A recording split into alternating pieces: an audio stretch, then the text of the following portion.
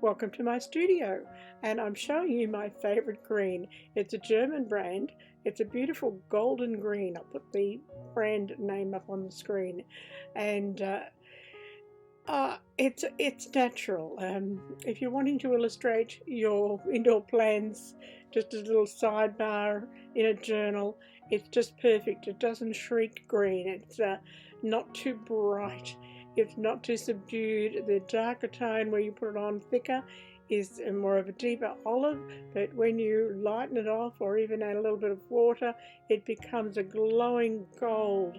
It's just adorable. The only thing I found was when I added water to it and got very wet washy, that did bleed through to the other side of the paper, which when I worked with the gouache and the watercolour in my previous illustrations, there was no see-through bleeding, but it was only a subtle see-through bleeding and such a beautiful soft green that it really will enhance the next work that I do on the other page. It won't be a problem.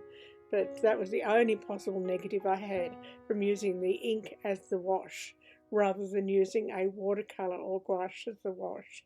So I hope you enjoy watching my simpler demonstration of a 1 week spread across 2 pages. I thought I'd keep it simple this time.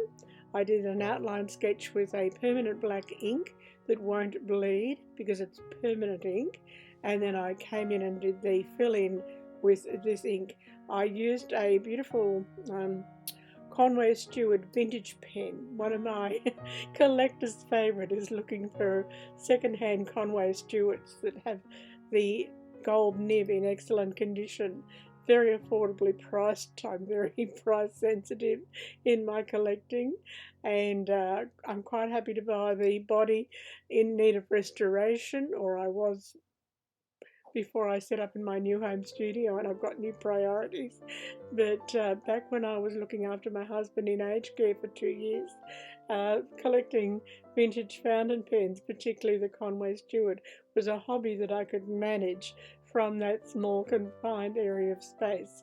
I've got a lot more diverse things that I can do now than collect fountain pens and restore them, which is actually wonderful. I love having my larger unit.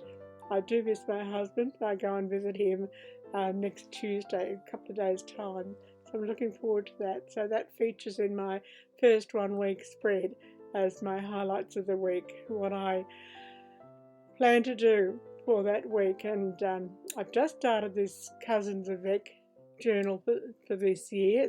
I took the financial year journal, that's the July onwards journal rather than the January onwards one to start with, and I'm constructing the 1 week spreads for July at the moment, and I'll start constructing the daily spreads, which will be more like a diary where having practiced all my writing will come into hand a lot more.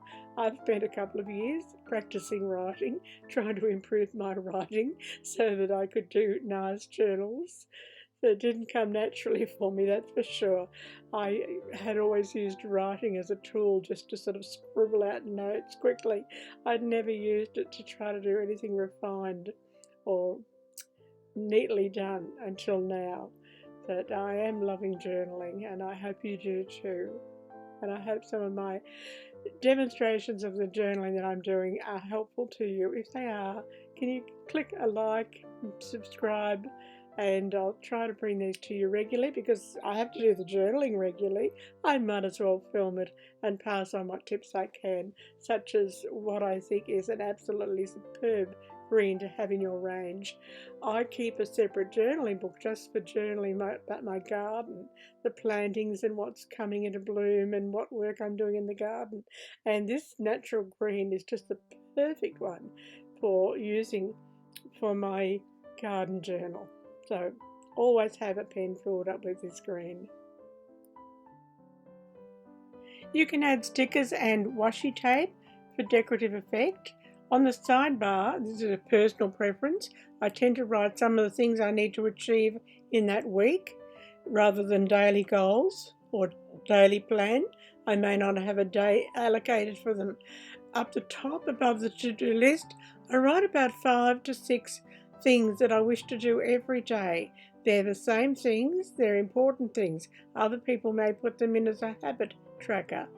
I put them in as a to-do list. So you personalise the journal to suit yourself. I have been journaling all my life, so far longer than they've ever thought of doing bullet journaling. So I tend to very much stick with the style that I've used all my life. It's comfortable to me, and I don't see a need to change because people have brought out systems to work with. My system works for me. Below the to-do list, I will put the things down that might be individual for that day, things that may not carry on from day to day. There I can show you how much bleeding I got through. And here one with the gouache, no bleeding. With the watercolour, no bleeding. So just a little bit of bleed through with this ink, but not enough to be a problem. Those are the materials that I worked with. That's before I started doing the ink work. That beautiful ink again. And if you find anything of use from my videos, please give us a like